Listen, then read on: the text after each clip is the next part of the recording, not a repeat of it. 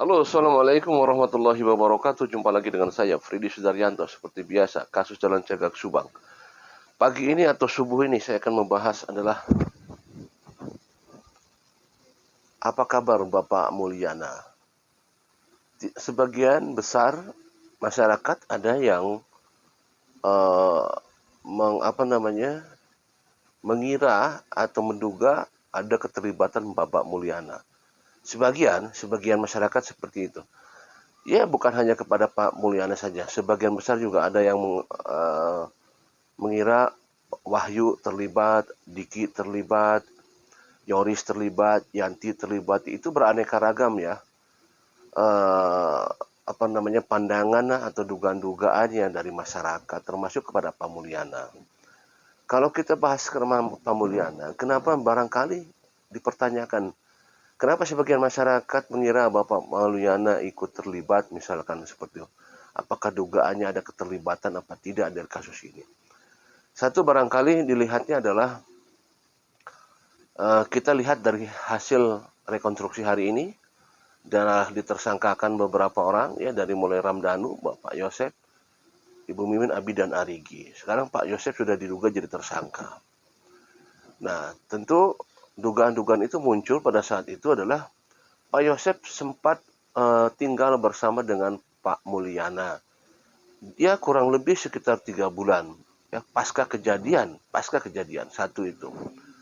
Kedua, Pak Mulyana pernah memberikan kuasa hukum, ya Bapak Rahman Hidayat itu lewat Pak Mulyana di awal-awal. Sempat itu menjadikan apa namanya? Kenapa kok di awal-awal Pak Yosef diberikan kuasa hukum, padahal kan kuasa hukum itu untuk tersangka, kebanyakan seperti itu ya. Tapi kan alasannya karena dulu katanya Pak Mulyana mencurigai juga Pak Yosef, katanya demikian ya. Jadi sehingga untuk diperlukan pendalaman kepada Pak Yosef karena diberikan kuasa hukum. Itu kan dulu sempat di media ramai itu ya. Kemudian juga ada beberapa hal lagi yang memang masyarakat sedikitnya ada kecurigaan terhadap Pak Mulyana. Ya kalau curiga boleh-boleh saja asal jangan menuduh aja.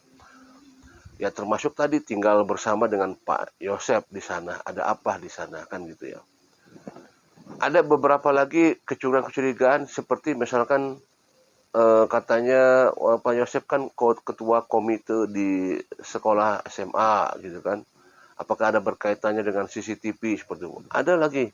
Ya itulah kecurigaan yang disampaikan oleh para netizen seperti itu.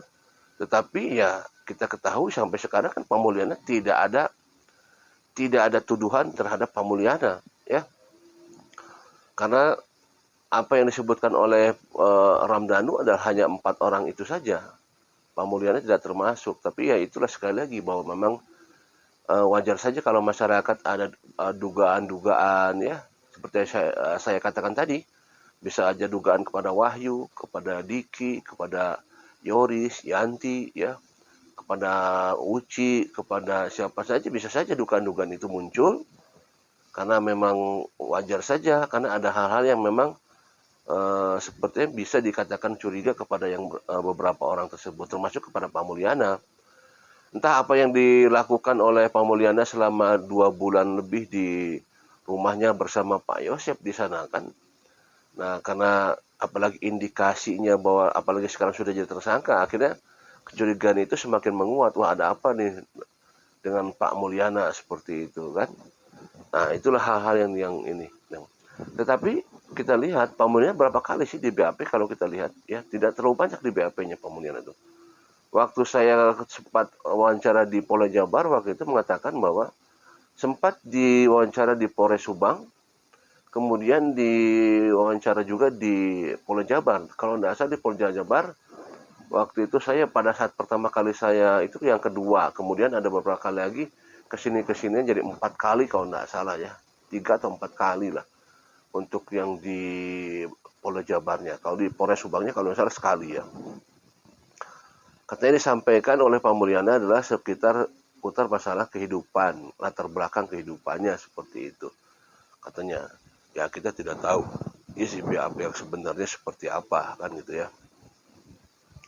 Nah, apakah apa namanya, Pak Mulyana mengetahui apa tidak kira-kira siapa pelaku sebenarnya di sini. Kenapa saya tanyakan demikian? Karena setelah terjadinya Pak Yosep dijadikan tersangka, maka apakah mungkin ada pembicaraan di antara Pak Yosep dan Pak Mulyana dulu pada saat awal-awal setelah kejadian, ya kan gini, kita kan mempertanyakannya, oh sekarang Pak Yosep sudah jadi tersangka nih, ya kan? Mungkinkah di awal-awal pada saat Pak Yosep bersama dengan Pak Mulyana ada hal-hal yang diceritakan pada Pak Mulyana?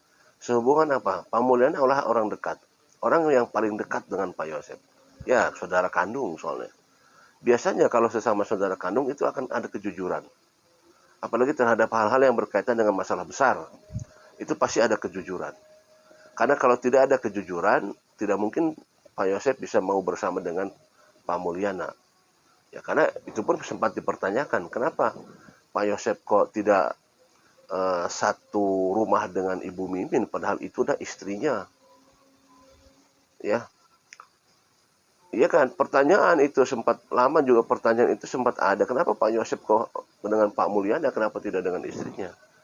Nah, apakah sekali lagi selama kurang lebih 2 bulan itu, apakah Pak Yosep pernah bercerita terhadap Pak Mulyana?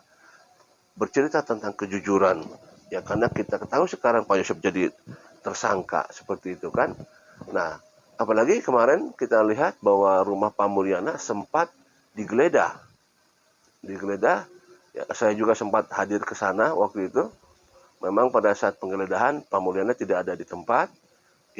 Istrinya juga sedang ada di luar. Pak Mulyana kalau tidak salah sedang ada di Sukabumi, kalau tidak salah apa di Cianjur, saya lupa ya.